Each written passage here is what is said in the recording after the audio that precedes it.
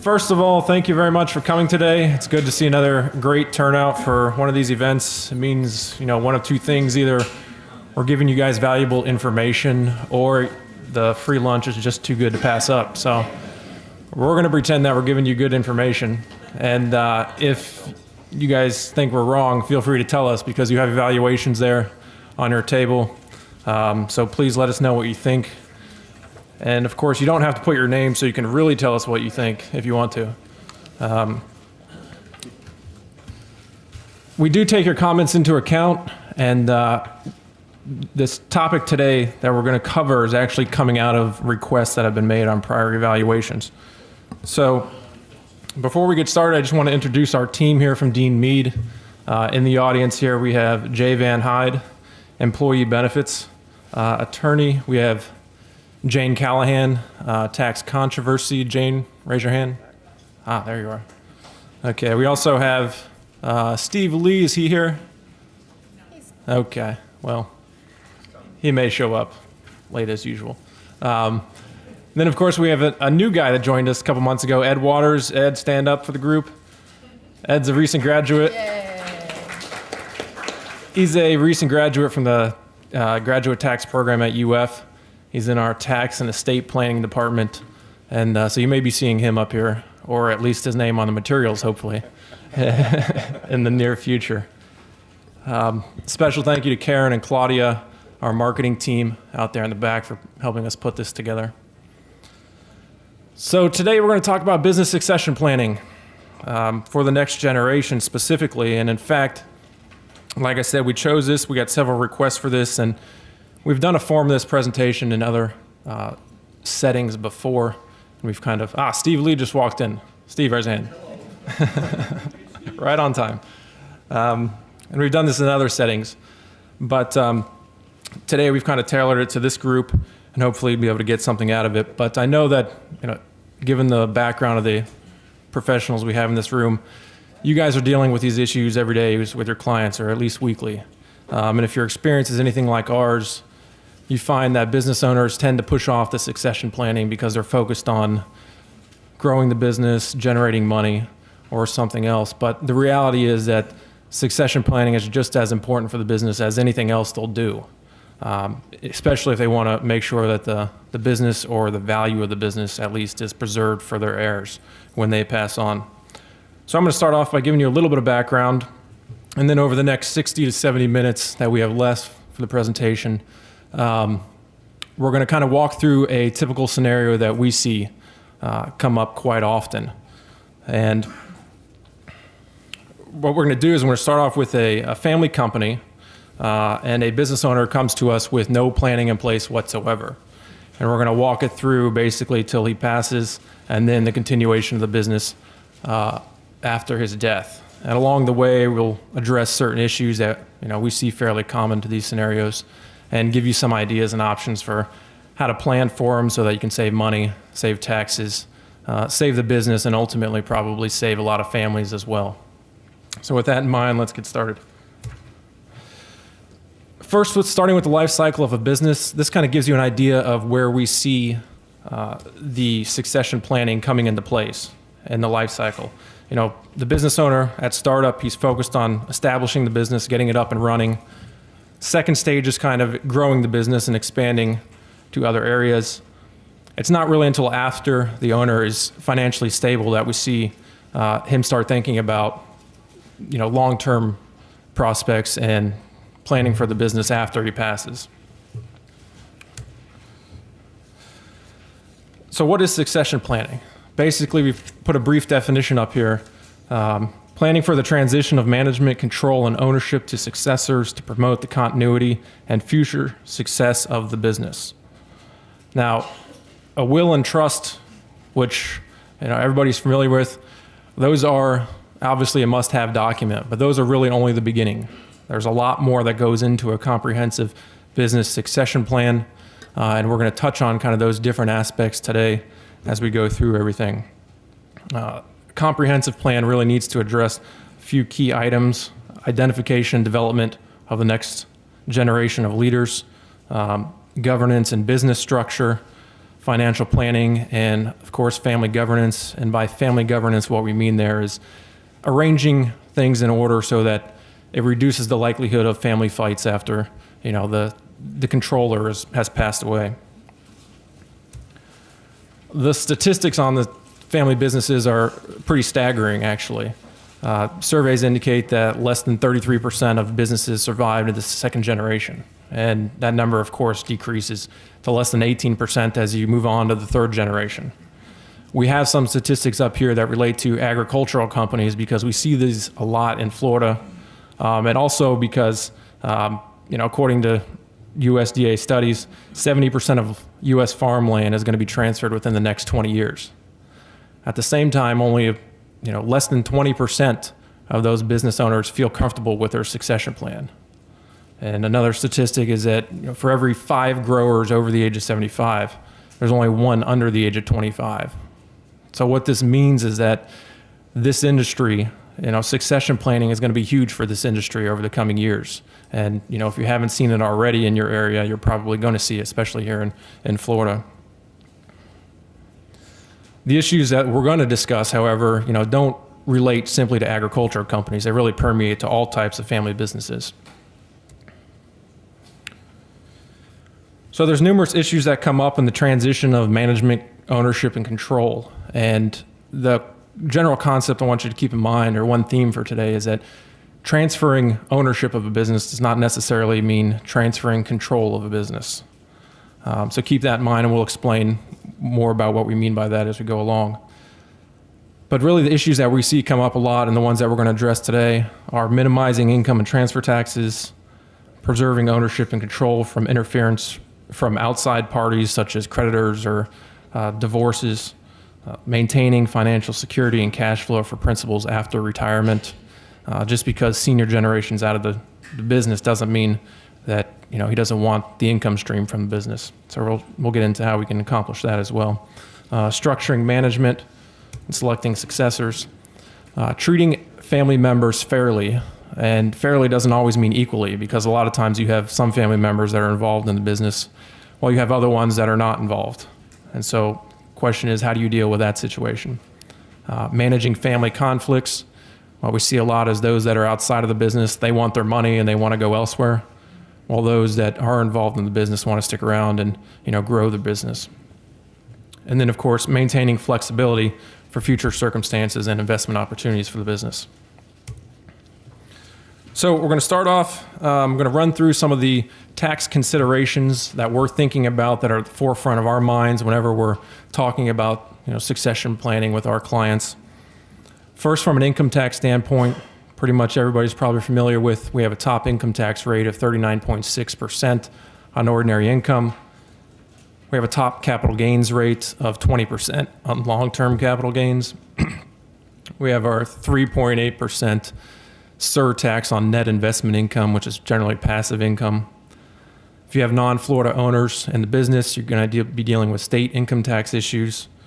And then the big one is the income tax basis step up at death. And by that, we mean whenever an individual passes away, their assets that they own are generally going to get a basis adjustment to whatever the fair market value was at their death. So to the extent those assets have appreciated in value, you're going to be able to eliminate the gain on, or the tax on the unrealized gain that's in those assets.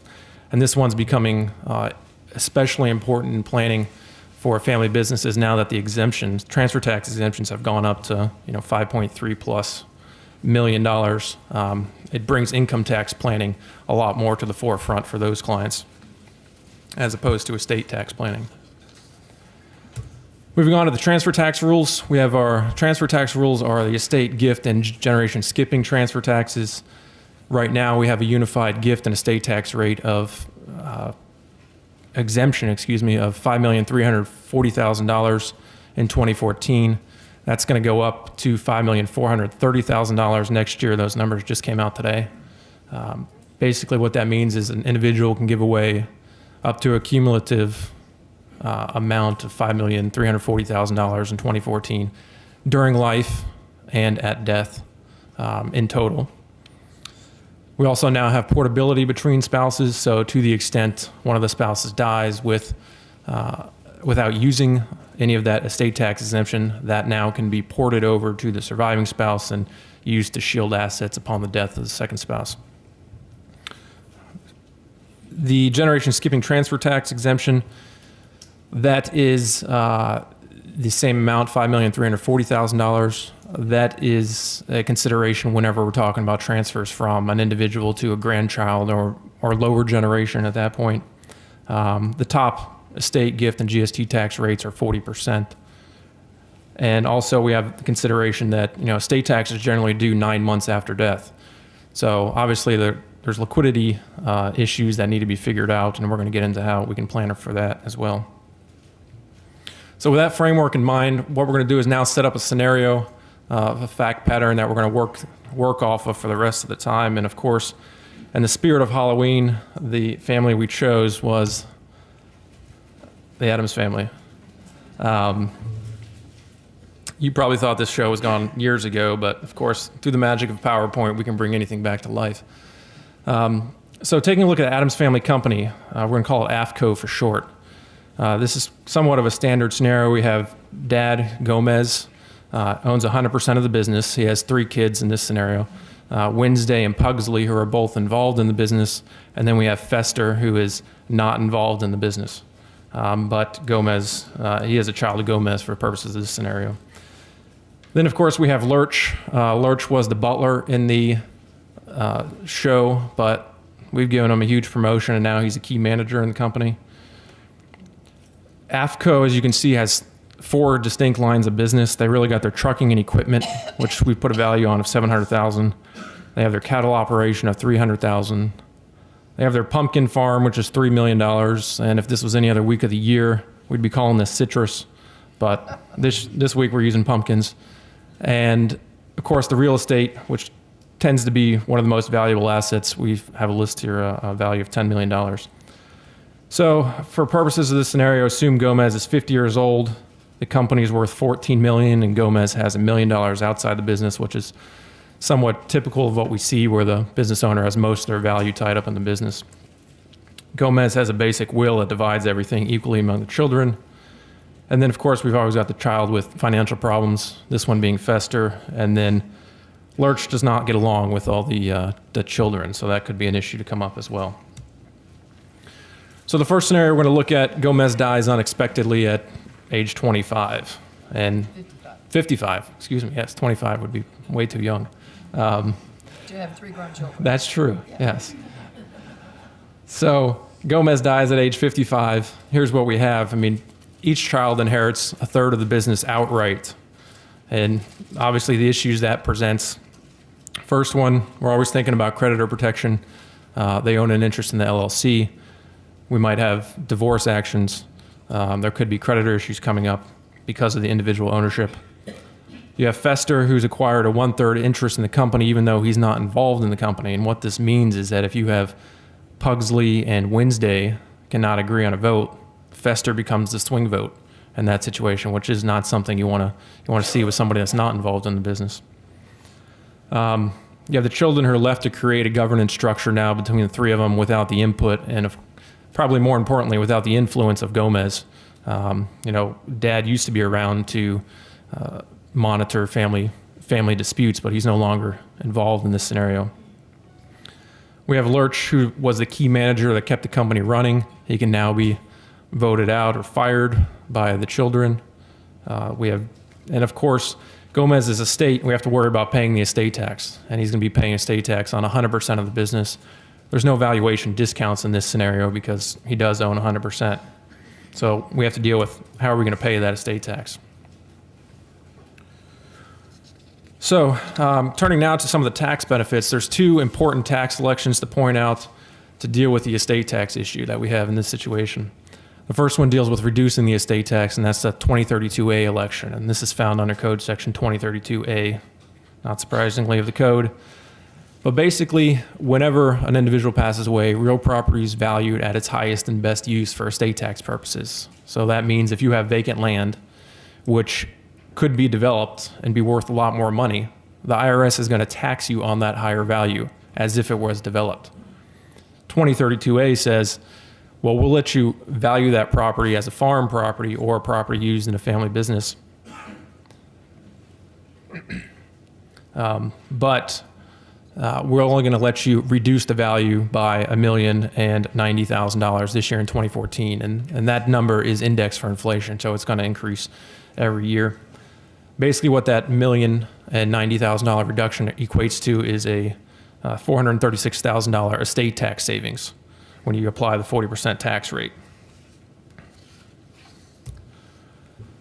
Moving on, just looking at the technical qualifications for the 2032A election, there are several, just to highlight a few. You have to have a U.S. resident or citizen, and the property has to be located in the U.S. Property must be devoted to a farm or farming purposes or used in the trade or business. Property must pass to a qualified heir. And then, of course, the value of the real property has to be above a certain threshold, and it's generally 25%. Has to be 25% of the gross estate, of the adjusted gross estate, excuse me. It's important to note that the heirs that inherit the property, they have some restrictions as well in order to preserve the benefits of those 2032A election. In this situation, what we're talking about is a recapture tax. So what 2032A says is that in order to get the benefits, the heirs have to continue to operate the property for a period of 10 years. So if it was a farm before, it's got to remain a farm or remain in the business for a period of up to 10 years. If they sell the asset or dispose of the business, then we're talking about the recapture tax that's going to come back and take the benefits away.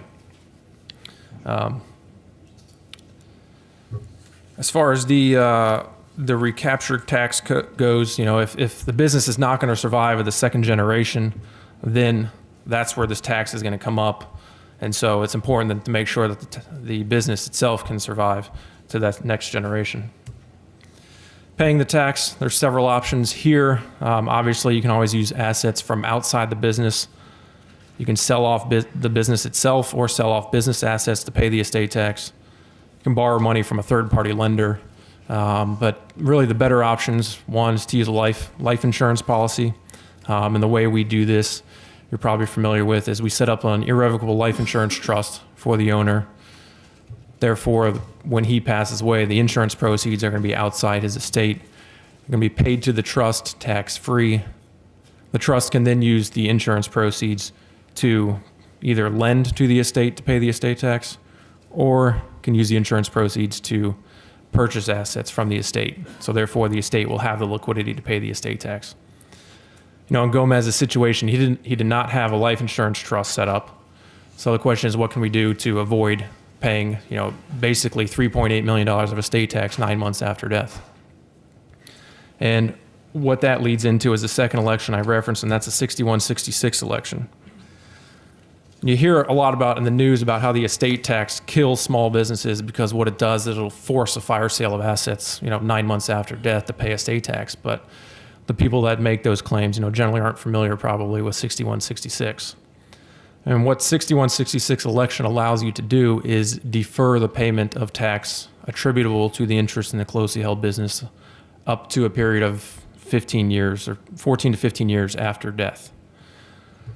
So basically what you do is you bifurcate the tax that's attributable to the business interest and the tax that's not attributable to the business interest. You pay the tax that's not attributable to the interest within 9 months. The rest of the tax is deferred. For the first 4 years after that, you have interest-only payments. And then for years 5 through 14, you're going to be dealing with 10 equal payments, annual installment payments of principal plus interest.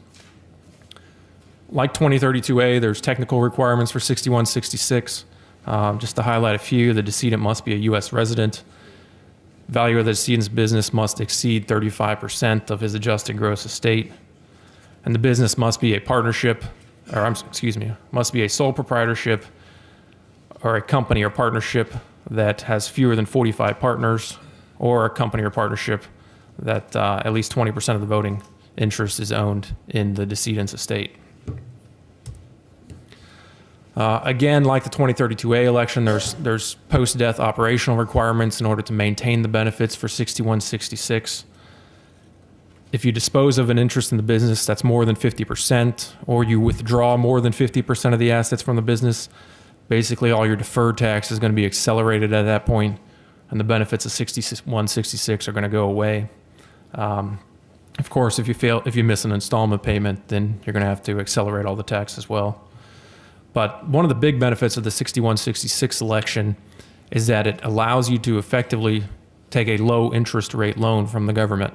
And I know the bankers won't like to hear that, but the reality is that for the first 1.45 million of tax, of estate tax, you're going to be paying 2% interest on that amount. For the tax in excess of that, it's a floating rate.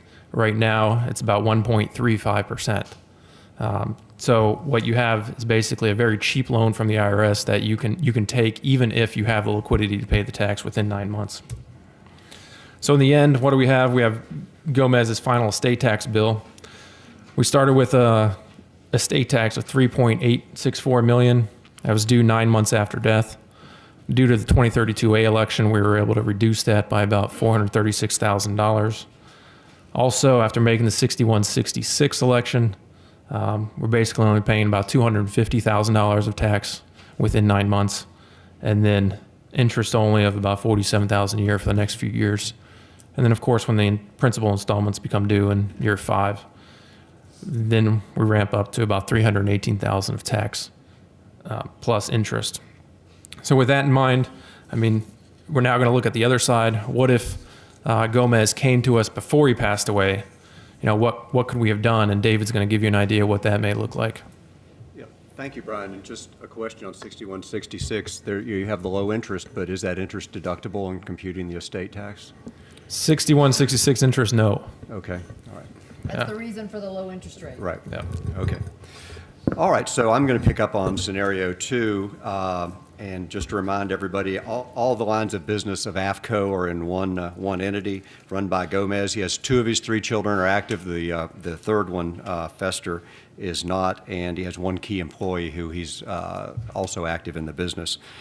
And so in my scenario, I'm going to pick up where Brian left off.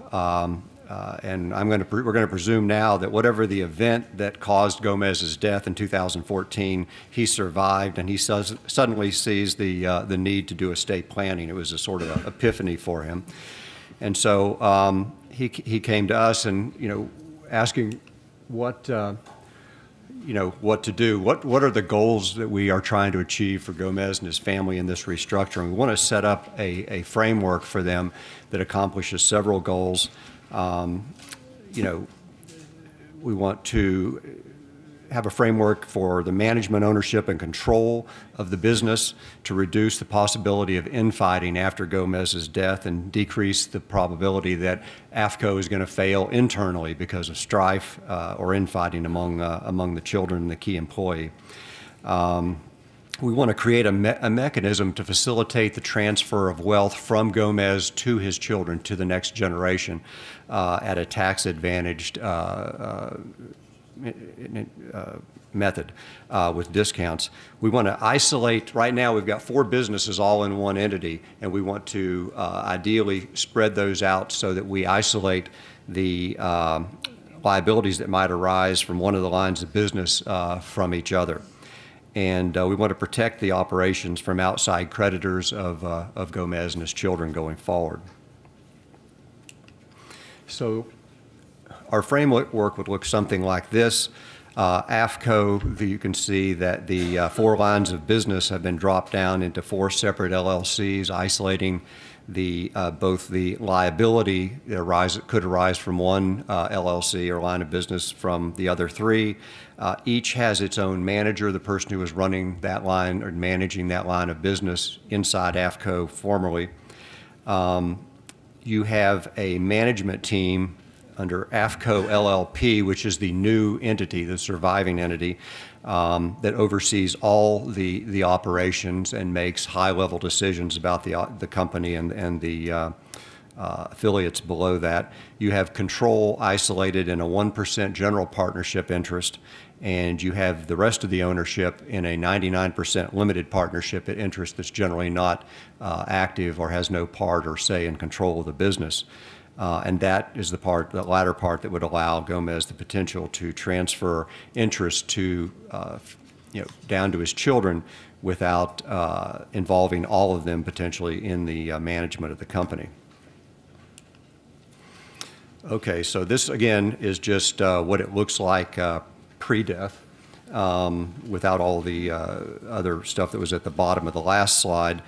And one thing that I'm just going to sort of gloss over is here we have Gomez owning the 1% GP interest, and at the end he's going to own 0.5%. And I think, Warren, you're going to touch on that in more depth than I am in this part of my presentation.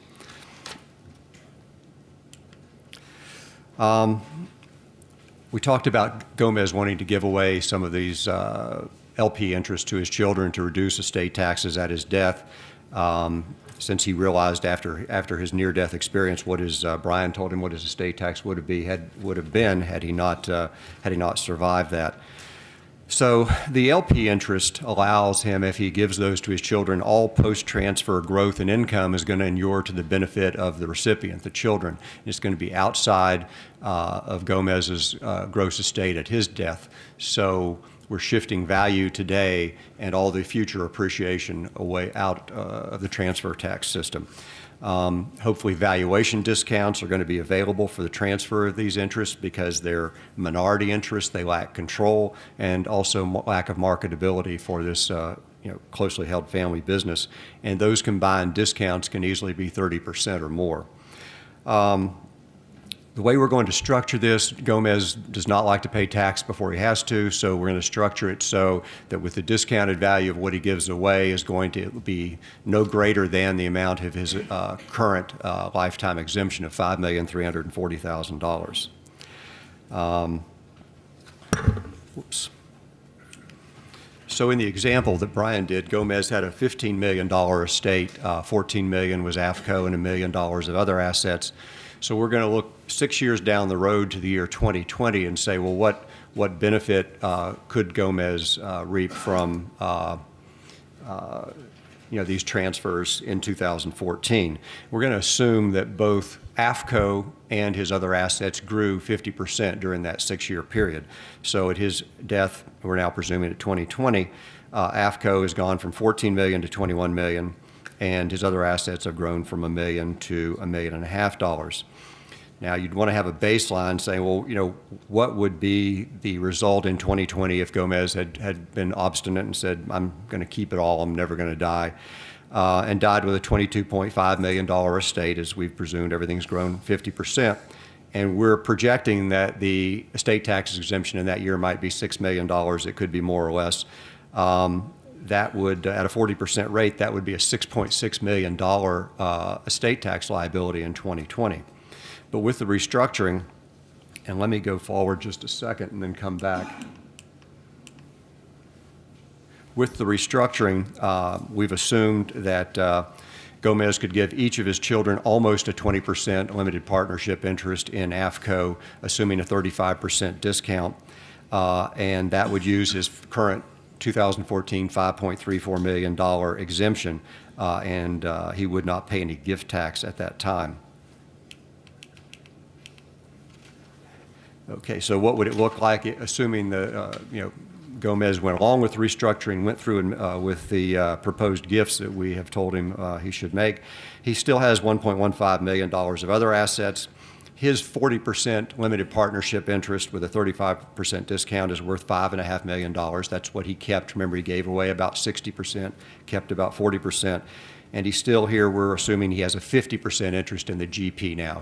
Doesn't have absolute control over AFCO anymore.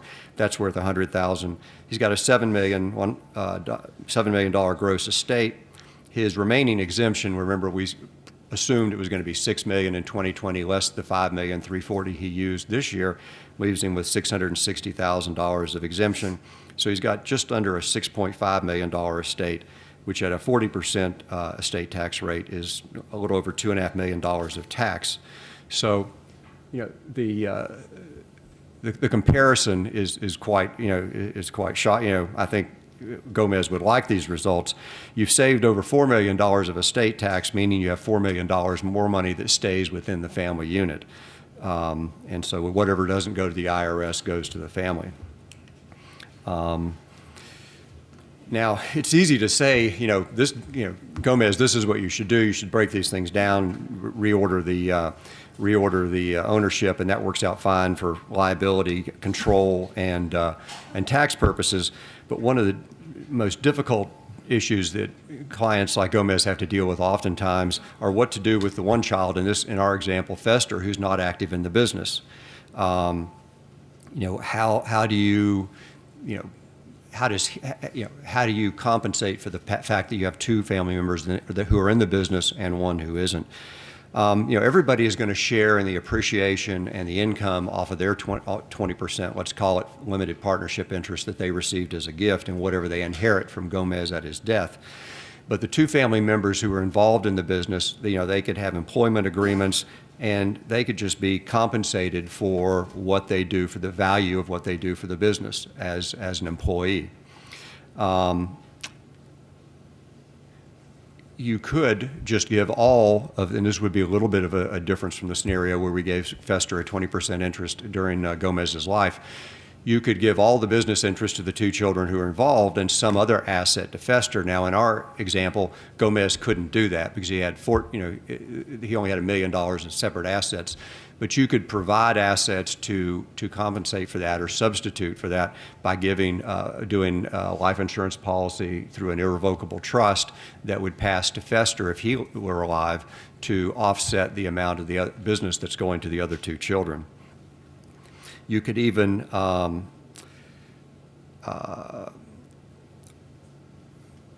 keep all the voting interest, that's the GP interest, with the family members who are involved in the business and not have Fester have a say in the management. Fester might just say, look, you guys are in the business, I'm not, thanks for the check every month, but I really want to cash out and get out of here. You don't want him to put the other family members, especially if they're paying estate taxes like Brian was explaining under 6166. So they've got some cash flow issues to begin with. You don't want them to have to come up with a huge amount to buy him out. So you would probably want to, in the structure that we set up for AFCO, have buyout provisions as to if somebody wants out, do they have an absolute put right, or can they just request that they be bought out? And if so, what are the terms? How much down and over what period of time would the balance of the buyout be paid out so that the company wouldn't have, could spread that cash flow out, drain out over a number of years as they paid out Fester in this example. You could also do fixed value interest, which goes a step further than what we did. We had voting and non-voting with GP and LP, limited partnership interest. And you could have, under the non-voting or limited partnership interest, you could have preferred interests that got a fixed return first before the other interests got any return, but no appreciation rights. They had fixed value. And then you could have common interests that didn't get any return until the preferred return had been paid, but shared in all the appreciation. And then the next question would be for Gomez, how do I make these gifts? Do I make these outright to my children, and when I die, do I give these interests outright to my children, or do I put them in trust for my children? And there's a little chart here that sort of compares the pros and cons, most of the pros being in the trust side. If you give the interest to the individual, they're going to own it. Whereas if you put it in a trust, especially for Fester, who's not involved in the business, you could have one of his siblings, you could have a professional fiduciary, you could have a combination of individuals and corporate fiduciaries. You could have special purpose trustees who only dealt with the business or only dealt with marketable, investment securities. If they own the interest outright, it's going to be included in their estate. It's going to be subject to probate. Whereas if it's in a trust for them, it's outside their probate estate. In creditor protection and divorce protection, which is just another subset of creditor protection, if they own it individually, it's subject to their creditor's claims. It's subject to potentially to division in a marital settlement agreement or dissolution of marriage proceeding, and in closely held businesses, valuation is always going to be an issue as to, is the spouse getting full value for the interest? If it's in the trust, it's generally going to be protected from creditors, including former spouses. If the children own this individually, at their death, it's going to be subject to estate tax again, or if they give it away, it's going to be subject to gift tax again, and potentially GST tax if it goes down to grandchildren at their deaths. Whereas if Gomez puts these in the gifts and the property that passes at his death into trusts, it's gone through the transfer tax system. It can remain in those trusts under Florida law for up to 360 years, in some states longer, without being subjected to the transfer tax system again. Now, obviously, if the individual owns the interest, you have the most flexibility in terms of what to do with them and restructuring the business. But, I think today most documents, and certainly we hope all of our documents, provide enough flexibility to the beneficiaries and the trustees to deal with most situations that come up. And we've done presentations in the past where if that's not the case, there are judicial and non-judicial methods for modifying trusts. So we feel that the trust scenario, or the trust option, is the best way for Gomez to go. So this is what we have post-gift, and I think I have probably just about used up my time, and I think most of these bullet points at the bottom on the benefits I've covered, so I'll turn it over to Matthew. Thank you, David. All right, so now we're on scenario 4, and we've come upon the happy day where Gomez is going to retire, and perhaps he'll travel the world with Morticia. And he's interested in transferring the rest of his ownership interest in AFCO to his family members. And he's also still interested in reducing his estate tax exposure. He still owns over 40% of AFCO, which is a $14 million enterprise that is growing, and he has $1 million of assets outside of the company. But in disposing of the remainder of his ownership interest in the business, he has an issue. He only has $1 million outside of the business. Over the years, he's just plowed all of the earnings back into the business to grow it. And so he can't afford to simply give away the remainder of his interest in the business. So how do we solve this problem for Gomez?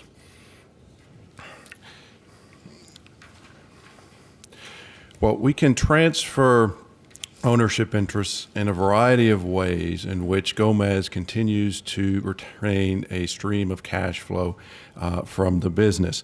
And we've listed a few here. One, he can continue to be employed by the business. He can be a consultant by the business, and they can pay him for those services. He can be on the board of directors and receive a director's fee for his services to the business. So the business can pay him compensation. That compensation should be paid at market rates, but he can get money out of the business in that way. The business can loan him funds. I wouldn't suggest that this should be done on a regular basis, but if needs be, the business could loan some funds to him. If it is on a routine and regular basis, the question is whether or not that might be reviewed as a retained interest by Gomez when we're trying to get rid of things for estate tax purposes. We could have restructured AFCO, the partnership, to provide not only for voting and non-voting interests, but we could have provided for a frozen interest that would have been retained by Gomez, say preferred interest, where he would get a 6, 7, 8% return on that preferred interest to provide cash flow to him, and then he could have given away the non-fixed interests. The problem with that particular approach is that those preferred interests will be includable in his estate for estate tax purposes, and he's already made gifts using up all of his exemption. What I want to focus on are two strategies that can be very effective where Gomez retains some cash flow from the business but gets rid of his ownership interests, and those are grantor retained annuity trusts and sales to intentionally defective grantor trusts. With respect to GRATs, that's a trust which pays Gomez a fixed annuity amount over the term of the trust, and the remainder in the trust would pass to his family members. Typically, those trusts would be designed to have a very short term, say 2 years. If Gomez were to die during the term of the GRAT, most of the assets in the GRAT would be pulled back into his estate, and the GRAT would not work to pass value down to the next generation. And oftentimes, we also have what we call zero-out GRATs, where the remainder interest passing to the family members is a very nominal amount, say $100. Okay, so the annuity that Gomez retains is so large that the value of what's left over is near zero. Now, how you calculate the value of the annuity and the remainder interest is using the 75-20 rate that the IRS puts out, and that's basically an assumed rate of return on the assets in the trust over the 2-year period. So if AFCO limited partnership interests, which are contributed to the GRAT, perform better than the 75-20 rate, which is currently at historical lows, say it's about 2%, then the appreciation in excess of that 2% is going to pass for the benefit of the remainder beneficiaries, his family members, without being subject to gift tax. On the other hand, if AFCO has some bad years and it doesn't appreciate greater than the 75-20 rate, then the entire amount of the AFCO limited partnership interests are going to come back to Gomez, and the trust terminates. So there will be nothing lost in the event that the AFCO interests produce a return that's less than 2%. But if they do better than 2%, it's a tax-free transfer of wealth to the next generation. Now, a couple of factors here could make this a very effective tool. One, the assets that Gomez is contributing to the GRAT are limited partnership interests, and these are subject to discounts.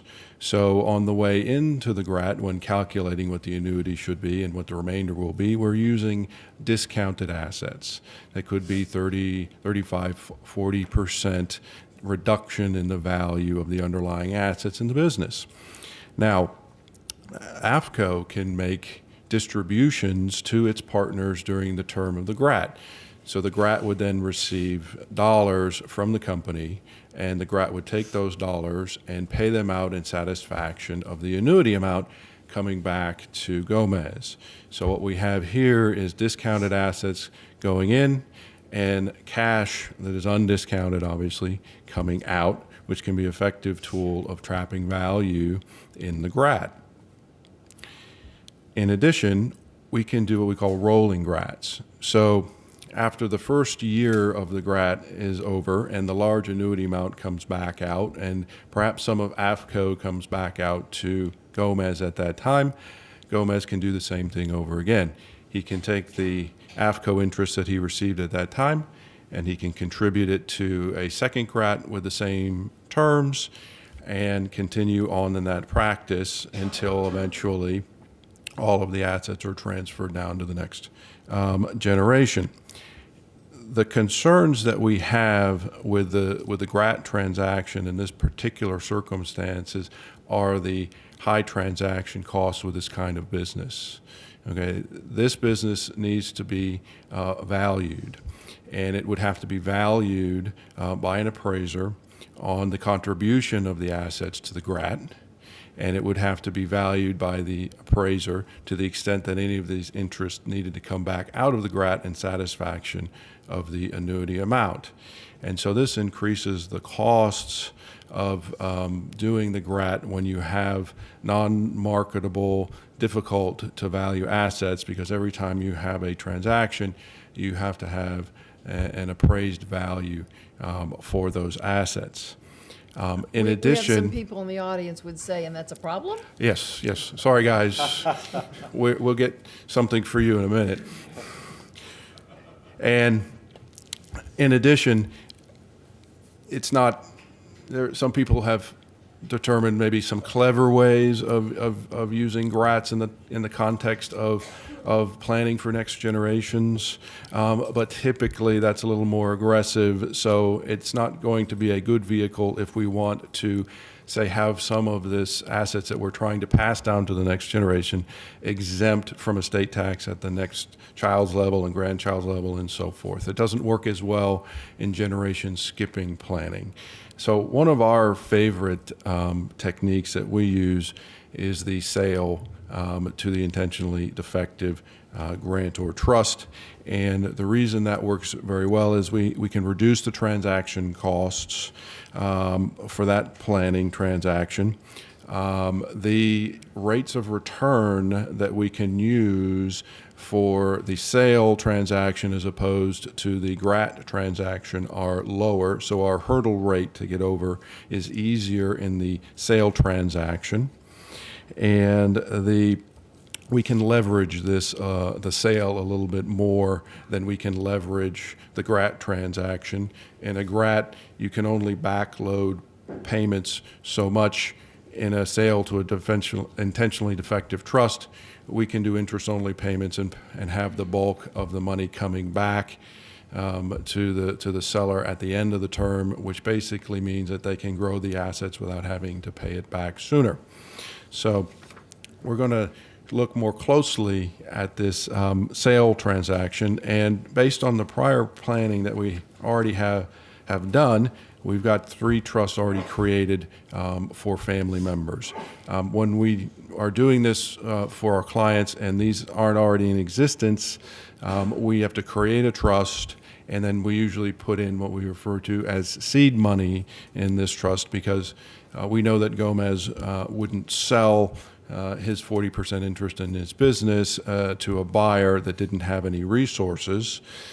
So we would like to see at least 10% of the sale price in the trust to begin with. Here, these trusts already own 19.56% limited partnership interest in the company, so they have plenty of seed money.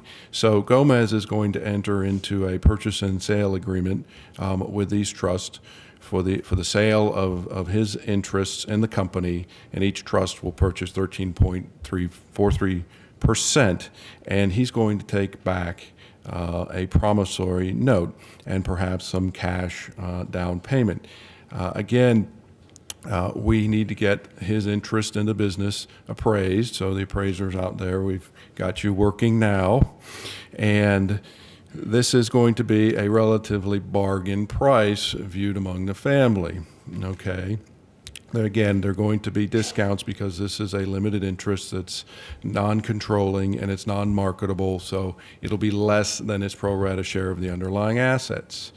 And the note that Gomez takes back on the sale can be at very, very low interest rates. They're historically low interest rates right now. So this is, in other words, a very good deal for the buyers.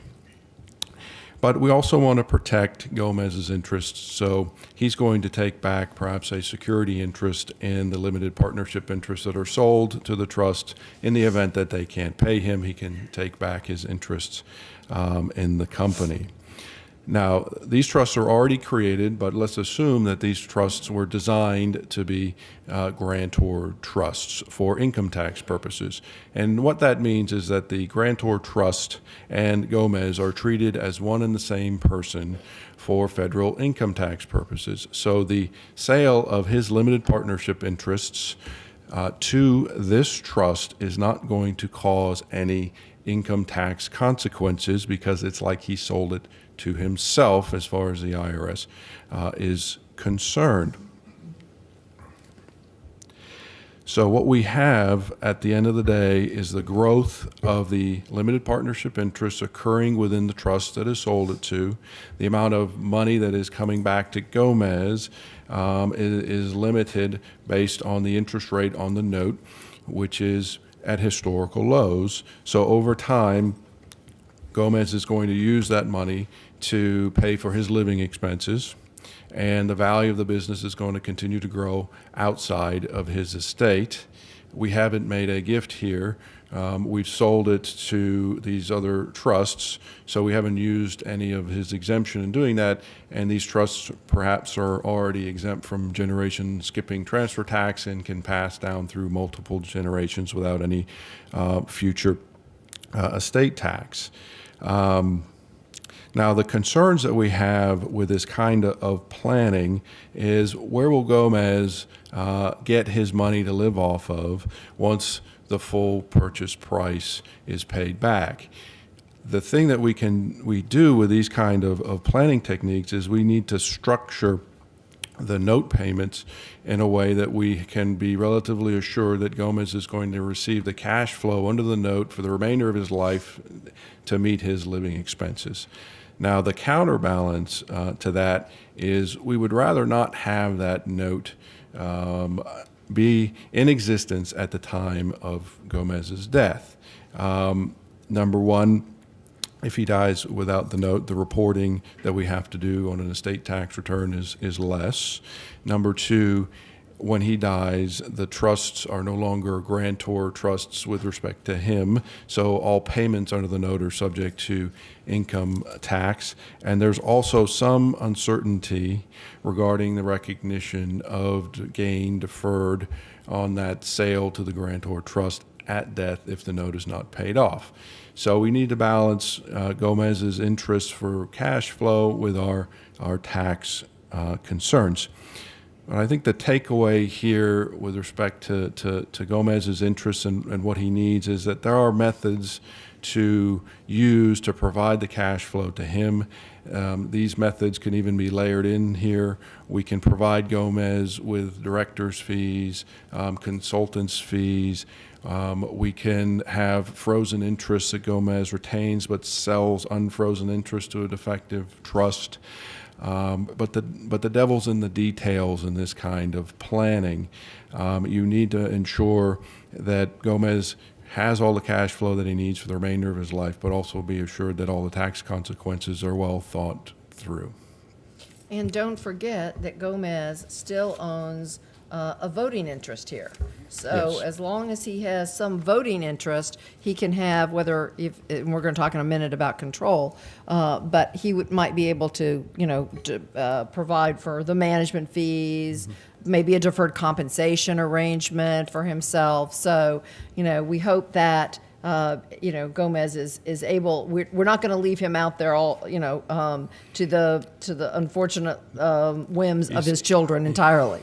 He's not that trusting. Yeah. When there was one point, if I could take it just a second, on the planning I was talking about, when Brian first talked about Gomez and how his estate qualified for 2032A special use valuation and 6166 installment payment of the estate tax. If you're going to recommend to a client that they give away or sell something, you need to look at how that will affect that. Will they fall below the thresholds to qualify for that? Which actually brings in right to what I'm going to talk about, which is that now Gomez dies. Okay, we've done all of this planning. Things were handled really well during his lifetime, but we all know that inevitably we're going to die. So now Gomez dies, and let's see how well our planning works now and what problems arise as a result of his death, and whether we have planned and can plan for those in advance. So what David was saying, of course, is that we're not going to be able to qualify for this 6166 or the 2032A, because what does Gomez own when he dies? Okay, does he still own the business? Does he have a business interest at all? No. All he has is a little tiny piece, maybe 50% of GP LLC, which owns 1% of the business. So maybe he owns 1/2 of 1% of this business. What does he have? He has a promissory note. So whatever is left that hasn't been paid off from this sale transaction is what's going to be in his estate when he dies. No part of the business is going to be included and subject to tax when he dies, other than that little bit of the 1/2 that goes through GP LLC. So we have effectively transferred 99+% of all the appreciation in this business down to the next generations without any tax. But that does mean that what he does have left, this promissory note, does not qualify for those installment payments that we had talked about, nor does it qualify for 2032A or any of that. And so we hope that we have planned during lifetime for this liquidity need. We didn't discuss this previously, but another component of the planning that would have gone along with this would have been the possibility of looking at purchasing some life insurance. Okay? So, when you walk down this path to maybe get a complete home run, would have been able to create a life insurance trust, own some life insurance that would be there to pay the estate tax that he has to pay, because we're giving up all of the interest in the business. We're giving up all of that appreciation, and we can't defer that tax. So it's going to all come due 9 months after date of death. Of course, we can ask for some hardship extensions, etc., but a better plan would have been to have done a little planning during lifetime. Now, of course, some people might say, well, you could have just done that anyway. You could have just bought a whole slug of life insurance and not worried about any of this, and just planned on buying the life insurance to pay the taxes. But, when you do this planning, you have to buy less life insurance. Okay, so we've reduced the estate taxes. So we hope that our outgo with paying premiums is less because of the overall planning that we have done. So we know that we have reduced the estate tax, and hopefully we put something into effect during lifetime as our ability to pay for that tax. So when we started down this road, we really kind of identified 3 risk factors that we have that could cause this business to not end up going down to the next generation. Okay. We said that we had operational liabilities, right?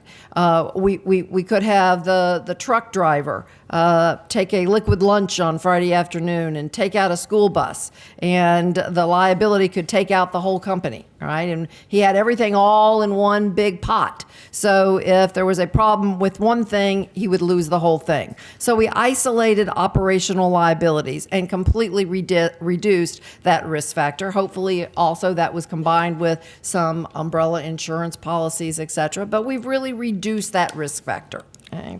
The second risk factor was taxes. Right? We've talked about how we've reduced and managed to deal with those taxes, with that risk factor. The one that we've not really talked about is, what about family disputes? What happens if, as we've set it up here, we've got Fester, who doesn't work in the business, and we've got the person who's really helping to run a lot of this stuff, Lurch, not really liked by the other siblings, and then we've got a power play maybe between the other 2 siblings who do work in the business, and this is a prescription for a problem once Gomez is gone. Okay. Gomez kept everybody in line during his lifetime, but now he's gone. And if we haven't planned in advance, this is where we see a lot of times family businesses falling apart. Okay. And so let's go back and look at this where we focused on, I can't do this from behind. Let's look at GP LLC. Right. And we talked about that he would take back, Gomez would initially take back 100% of the ownership of GP LLC, but that somewhere along the way, we want him to divest himself of at least 50% of that. Right? And why do we want that? Because we don't want him to be in control, complete and total control of the business at his death. We don't want him to be able to make unilateral decisions about everything without having to have some check by somebody else. And that's because of 2036A2. Right? If he has total control of everything, then we run the risk that this whole planning that we have done, all of the gifts that we have made, might end up coming back into his estate under this crazy code section. And there have been some cases where the IRS has won that. And so you want to try and make it so that he doesn't have more than a veto power. So, a 50-50, we don't want Gomez to not have any voting stock. stock. Generally, Gomez wants to have voting stock, but we don't want him to have more than a veto power. So 50-50 works. What do you do with the other 50%? Okay. Well, during his lifetime, we need to talk to Gomez about what is the ultimate control of the business going to be. Because during lifetime, we're going to do something with the other 50% that is going to complement then what we do with Gomez's 50% when Gomez dies. And that might be creating possibly even is it not? Thank you. It's not working. And that might be creating a voting trust, okay, is a possibility as to who's going to own the other 50% of GP LLC. It could be an individual. It could be he could make a decision that I'm going with Pugsley. Pugsley is my man. He's a guy, right? Okay. Pugsley is my man. He will manage everything when I'm gone, and everybody will be okay. And so he might transfer that other 50% during his lifetime to Pugsley. So Pugsley and he have 50-50, and when he dies, he gives his 50% to Pugsley. Pugsley's in control. All right. But that may not work in every situation. We might end up with Pugsley having a power trip and becoming a dictator after Gomez dies. I've had that happen many, many times, unfortunately. And so you don't really want to have that without some checks that we're going to talk about in a second. So maybe instead of that, because maybe he's not terribly believing that Pugsley is going to be able to handle everything, maybe he would rather have a conglomerate of some sort. So he has this voting trust, which doesn't have much value to it because we're talking about the entire GP LLC only having 1% of the business overall. So he puts this into a voting trust. And the voting trust can then specify all of the procedures and how they're going to make decisions. And the people that are going to run the voting trust can be family members. It can be the trusted advisor. It can be the CPA. It can all involved in managing this. It can be Lurch. Okay, Lurch was a very important part of his operation during his lifetime, and you can bet if we don't make some plans, Lurch is out the door. Okay, the moment Gomez is gone. And so we can create this trust, and we can have family members, Lurch, outside people, all being involved in figuring out, and we can define the procedures, the guidelines for managing it. And now these people aren't running the day-to-day operations. Remember, we already set that up with all of the divisions. We've already got people running the day-to-day operations. We're talking about who's making the big decisions. Who's going to decide whether we're going to sell the business, expand the business, borrow a lot of money, sell some piece of an individual line? That's what we're talking about being in the hands of this either voting trust or whomever it is that Gomez decides to leave the control with. We can have an advisory board. This advisory board can be purely advisory. They can simply say, we give you some advice. It can be friends of his from the industry, other farmers, other pumpkin growers, and or other family members that he feels comfortable with. And they can be advisory, or they can have actual teeth and have provisions that say, before you can sell the whole business, we have to have the approval of this advisory board, so that there's some check and balance on what can be decided. So we can do any of those kinds of things, but what's important is that we actually put it in place before Gomez dies. You can't do this after Gomez dies. And this governing instrument is extremely important. Now we're talking about the voting trust agreement. We could be talking about the operating agreement for GP LLC. We could be talking about the partnership agreement, okay, for the limited partnership. And all of these documents together need to have a clear chain of authority showing what all of the procedures are going to be. They're going to have transfer restrictions, so we can't have interests go out to non-family family members, if that's what we want it kept in the family. And remember, that's one of the things that gets us discounts, doesn't it? Joe, Tim, you all are having those transfer restrictions in those documents are very important. And we can have another thing that is a concern that you want to make sure you have in an operating agreement, even when you don't have, especially when you don't have another entity like a voting trust that's going to be in charge. And that is, we want to have some check on, if we're going to have the dictator, okay, we're going to leave everything in Pugsley's hands, we want to have some ability for there to be some control. Pugsley could decide that he wants to increase his salary to 5 times what it was, okay? He could decide, I don't want to make any more distributions. I think that the company needs a boat or a plane, or we need all of these other fringe benefits. And if he's got total authority and total voting control, he can do those things. And what you end up with is a fight. So you have these governing agreements that provide that in order to make decisions about compensation, distributions, those kinds of things that are the hot buttons in family businesses, that you've got to have approval of somebody else, whether it's the advisory board, the other people that we have brought in here in the voting trust, whatever.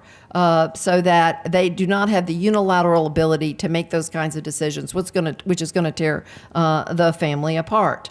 And so one other thing that we want to see in this agreement is we don't want to have the people locked into this. We've got Fester out here, okay? Fester's never worked in the business, and he's really kind of, gone along with this. And now that Dad's gone, Fester may be saying, I kind of like to go live on a mountaintop and cash out. Or maybe, he wants to do his own thing. Maybe he wants to have his own pumpkin farm and doesn't want to have to deal with his brother and sister. And so a really good agreement is going to provide a mechanism for Fester to get out. Usually that's by a put option of some kind. And the put option would allow an owner to put their interest back. And a good put option is going to provide a mechanism for valuation, especially going to include whether that interest is going to be valued with or without a discount. Because, that is a huge thing, but it's family. Why do we have a discount among family members? So whether you're going to value that put right based upon a discount should always be in the agreement. And you can have specify the terms and conditions, can be a long-term buyout. But you need to have that put option in there. And so now we've got Fester who wants out. Fester, we've got a great agreement that has a provision for a put right, and the company can either redeem him out. They can even distribute out a line of business. Maybe we want to give him the pumpkin farm, give him the pumpkins, give him the trucking business. He wants to go do his own thing, plus some money to allow him to do his own thing, or the other trusts. His siblings, other trusts can buy him out. We have all of that pre-planned and arranged in the document, and so that will hopefully prevent that third risk factor, that family dispute, from causing this business to fail going down to the next generation. One last thing is that we want to maintain flexibility for the future for this company going forward, and we've done that. We've built that into this arrangement. We have got trusts that have provisions for them to be modified either with or without court involvement. We've got general or limited powers of appointment given to beneficiaries to make changes about who gets what. We can have provisions to add new lines of businesses. Lots of things have been built in that will give us flexibility to manage this company going forward, to allow a family member to get out if they want to get out, and which will hopefully increase the percentage chance that this will be one of those few businesses that's able to make it to the next generation, or maybe even the third or the fourth generation down the road, without having having to be sold in order to pay taxes, pay creditors, pay off ex-spouses, or to settle family disputes. And so finally, the last thing is the best way to do it is to plan now, okay, while Gomez is alive, and to spell out all of this in agreements so that there's no question about how all of this is going to work. And then if we do all of that, then we're hopeful that we will have handled all of these things. And that's why succession planning is important. And with that, we are finished, and we will take questions. Anything to add? That was good. Was winging it. Any questions? Yes, sir. I have a few questions. What would be the cost of a plan like this? That's a good question. Normally you would do it in pieces. You would look at creating trusts. What a trust cost to create, a few $1,000s to create the trusts out there. Dividing things up into business lines means that we've got to create some entities and we've got to do some transferring. Hopefully we'll be able, and we've got Steve Lee here. I saw him. He's here somewhere. Steve is someone who has done this many, didn't raise your hand, but you're back there. I see you. Has done this many times. It's hard to answer the whole cost because sometimes there can be costs like dock stamps if we were transferring property. We're hopeful that we don't do that. That usually we're able to figure out a way to restructure without having to pay dock stamps when you transfer out property. Sometimes you may have transfer costs if you have to transfer vehicles or something, okay? And so there could be, and clearly we will have to have appraisals if we're going to do gifts, if we're going to do sales. So we have all of those costs that are out there in addition to the attorney and the CPA time to put all this together. And everyone's different. Okay, if you do all of this, it's not there's a fair amount. Well, hopefully, if we don't have to pay any dock stamps, 40,000 would be not 140. And then I noticed that you didn't talk about the income tax. I was wondering what income tax planning you would include in this. Guys, Well, we did it. I mean, at least with respect to the transfer to the next generation, what we have used is the grantor trust concept, so that when we're transferring it down, that we avoid the income tax consequences, on the sale. I mean, this, I mean, the ongoing income taxes that everyone's going to experience in the operation of the business, and then you still have a liquidity issue for Gen 2 and Gen 3. right. thank you, guys. Yes. The income Yes. tax liabilities that were Gomez's are now spread over a larger number of people, so you have more rate runs up the rate bracket. I don't think there's Let me say that I think the key negative here in is that this. we use the 3 trusts, to own the business interest, the majority of the business. The way those trusts are set up, they're set up as dynasty trusts so that they're exempt. So when child dies, it passes to the next generation without any estate tax. So your liquidity needs go down substantially for the right. second to third And we generation. also have those trusts generally designed that hopefully we will have a trustee who is in the business, and we would be able to satisfy the material participation requirements and maybe avoid the 3.8% tax, okay, for that. I'm sorry. Well, we can certainly talk about that later. Randy? Yeah, we're giving in your examples the interest a third. Two of the kids in the business probably helping build its value when they moved Gomez from the Abacus to the Commodore 64. And Fed's always been an annoying little guy that's really not been helpful. How receptive are your clients to maybe giving Fester less rather than having him get a third of the future ongoing profits from the hard work of these two? Oh, that's always a concern. You've always got the son that's slaving all day long and, working to build this business, not being happy. about Fester sitting over here, drinking the Kool-Aid and getting the benefit of my hard work.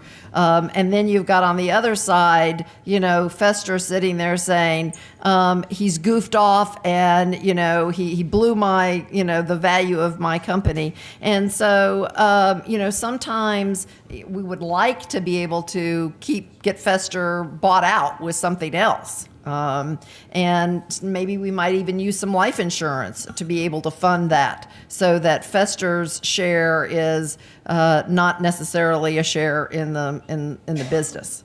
But that's always a concern. Yeah, and Randy, I mentioned that just briefly, but didn't go down that road. Because in this example, and in many examples, there aren't enough other assets to offset that. But you can use life insurance, which I'm sure you're happy to hear. My point is, how receptive are clients to say, hey, we're going to give Fester 20%, and we're going to give the other two kids 40% each, because they're the ones that build it, and they're the ones. It depends. Some are very receptive, and some are, we've got to be equal. Okay, that's a personal family decision. What happened to the wife? Did she pay? Well, Gomez was, that was part of the problem. When I first did this thing that I did this program last year to an ag group. Gomez was not married and Gomez was not Gomez, okay? And when we went to the Addams family, I said to them, but what happened to Morticia? And but no, Gomez was a widower. Yes. Well, all the pretty sophisticated planning, I would say, that you all have done. I guess the question, do you show that client the alternative to that by doing the higher premium that you referred to, maybe by using more life insurance? We usually don't have to show them that because somebody else has already shown them that. You wouldn't put it down, of course. I would not put it down. Absolutely. No. Many times they come to us because it's, can we do something other than pay, $1 zillion of life insurance? And our answer is, well, maybe we can do some of both. Okay. We can pay a little less and do a little bit more planning. Yes. Yes, sir. Mike Mongan from Wells Fargo. I noticed we talked about the potentially effective grantor trust of sale. We didn't talk about self-canceling note, the income and state tax consequences of that. Can you maybe give a quick- Well, that's certainly a subset of that. When we do the sale, okay, it could be, for a self-canceling note. If you do that, it's got. Yeah, the cancel, we've looked at this dozens of times. And we've done them. And the amount of times that we've done them has been very rare. And it could be a situation where we need to get Gomez more money anyway. Exactly. And so basically the idea here is that you have to pay a premium for a higher interest rate or a principal premium in the event that he dies, and they don't have to pay any more, so you have to pay higher interest or a principal premium. That oftentimes just means that it doesn't make any sense, and unless the discounts are so low that we want to get Gomez more money anyway, so it's almost like having that interest premium is a freebie, and therefore we can build that in. But when you look at shortened life expectancy planning, I mean, it gets very dangerous. So we had a case not too long ago. It worked in reverse. They've lived way People- too long, and we paid a premium up front. People bounce back. Yeah. That was not our plan. We're fixing it for somebody else. Yeah, that's true. It wasn't our plan. Yeah. But you had mentioned the income tax, income, in terms of capital gain on the sale, the grantor transaction, the sale itself. What is the income tax implication on the effectiveness of that self-canceling note at the time of death? Are we paying did that have been litigated? Is that a step? Are they paying capital gains? Is that an obligation of the estate now to the decedent? It's really no different whether it's self-canceling or whether if the note was still in existence. Okay, the answer to that is we don't have an answer. We believe that the well-reasoned opinion is that there should be no capital gain at death. We like that answer better. Yeah. Yeah, but we don't really know. Okay, there have been people who've taken the opposite. They even want to get a step up. Okay, not only do we not have any gain, but we want to step up. That's not going to work. Okay, but I think there's really good argument that there's, not a taxable event upon death. Lauren, if there isn't, is there the possibility that there's an adjustment to the basis of the asset in the buyer's hands? The flip side of that. Well, you They should. don't have if to you, pay it, right? Yeah, right, exactly. Yes, Tim? What I like what you did is early on, you talk about expectations, which you really don't hear a lot of people talking about a lot. And what I also heard was that the importance of the governance document, how to embody those expectations. So the question that I have is, okay, let's say you have a business, and you've got a bunch of family members, you've got some in the business, they're trying to run the business, they're trying to get capital to grow the business, you've got other family members that aren't in the business, they want distribution, right? So what do you do if you have a scenario like that where there weren't any expectations, you're doing the planning, and you have to change the expectations? So how do you go to do that? Is Gomez alive or dead? He's still alive, you're still doing the planning. Okay, all right. I mean, managing beneficiary expectations is one of the hardest things that we have to do. Okay, and sometimes it can be very difficult to have, have dad actually sit down with the family members and have that frank discussion about this is the way it's going to be. Okay, and this is the way what I want and how I'm going to set it up, and we want your input, and let's talk about it as a family. But it can be the most challenging thing that we do, is getting that decision. And I have families who can't do that, who really just absolutely can't get around to figuring it out. And unfortunately, if they don't figure it out during lifetime, that's when we do have the problems after death. Because if it was difficult during lifetime while dad's there, just think how bad it's going to be when dad's not there, who was the glue that held it all together. Yeah. Oh, yes, please make sure you turn in the evaluation sheets. And any other questions? I feel like I was cutting people off. All right. Well, thank you all very much for coming.